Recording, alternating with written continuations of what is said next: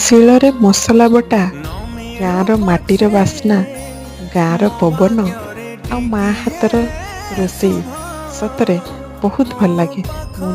ମୁଁ ଆସିଥିଲି ଗାଁକୁ ବହୁତ ଦିନ ପରେ ମା ହାତରୁ ଖାଇବା ପାଇଁ ମିଳିଲା।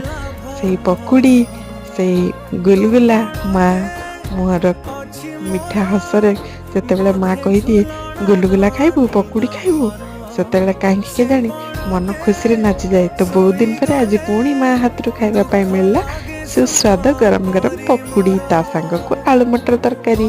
ତ ପେଟ ପୁରା ଖାଲି ଥିଲା, କାହିଁକି ନା ବହୁତ ଦିନ ପରେ ମା ହାତରୁ ଖାଇବାକୁ ମିଳୁଥିଲା। ଦେଖନ୍ତୁ ମା ପୁରା ତିଆରି କରିଦେଲା ବିନା ପିଆଜ ରସୁଣର ପକୁଡ଼ି। ମା ସତରେ ଏଇ ପକୁଡ଼ି ବାଇଗଣୀଟା ଆଉ ଗୁଲୁଗୁଲାଟା ବହୁତ ହି ସୁନ୍ଦର କରେ, ଆଉ ମତେ ବି ବହୁତ ଭଲ ଲାଗେ ଖାଇବା ପାଇଁ।